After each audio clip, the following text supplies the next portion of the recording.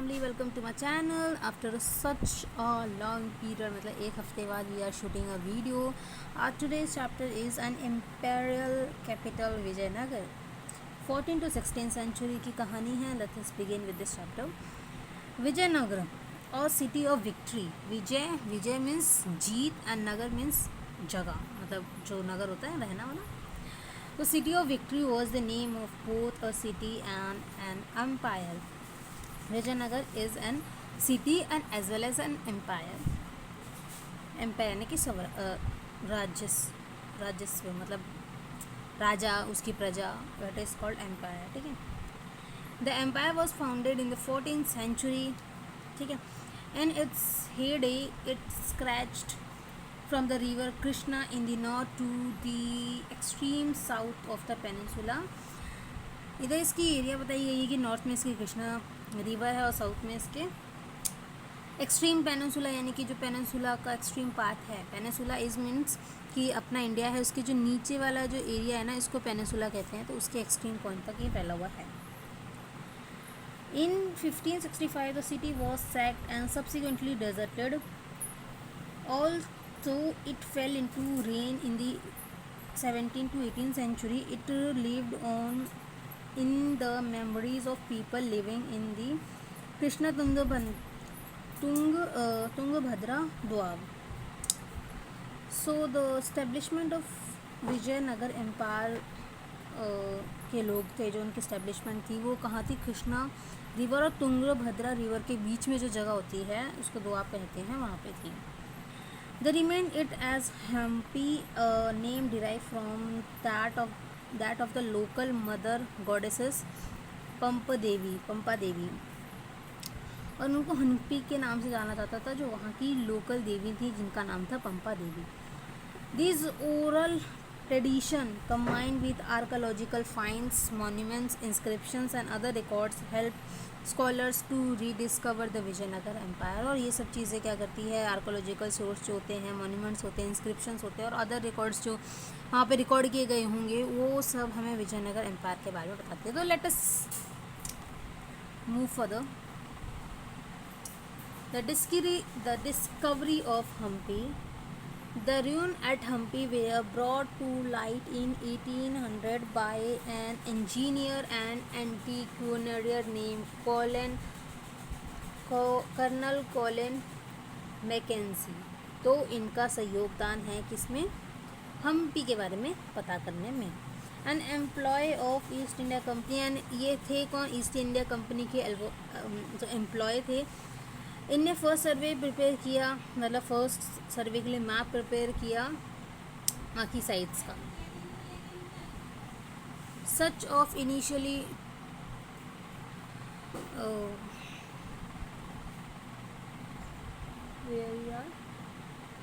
Much of the initial information ही receive based on the memory. जो initial उनकी information जो उनने पाई थी वो प्रीस्ट की जो यादें वगैरह थी उस सब के बाद उनसे उनको मिली. Of the Virupaksha temple. Virupaksha के जो पंडित थे उनने कुछ बताया होगा. And the shrines of Pampa Devi. ठीक है.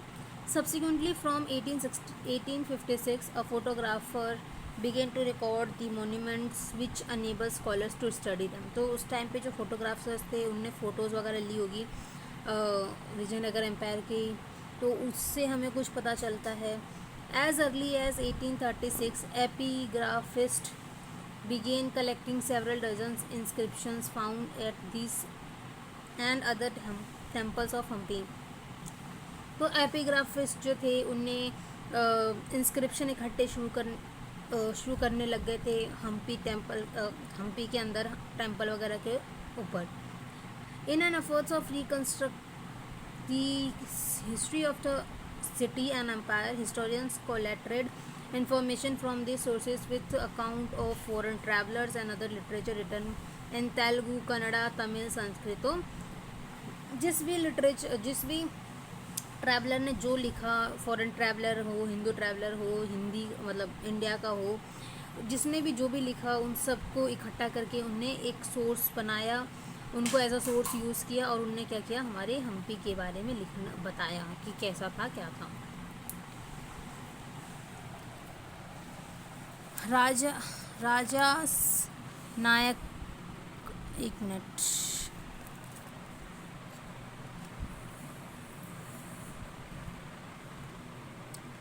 Okay, raja rajas Nayakas and sultan, according to tradition and epigraphy evidence, two brothers Harihar और Bukka founded the Vijayanagara empire in 1836। तो सारे इंस्क्रिप्शन को पढ़ने के बाद पता चला कि जो दो भाई थे हरिहार और बुक्का, उनने विजयनगर एम्पायर को ढूंढा।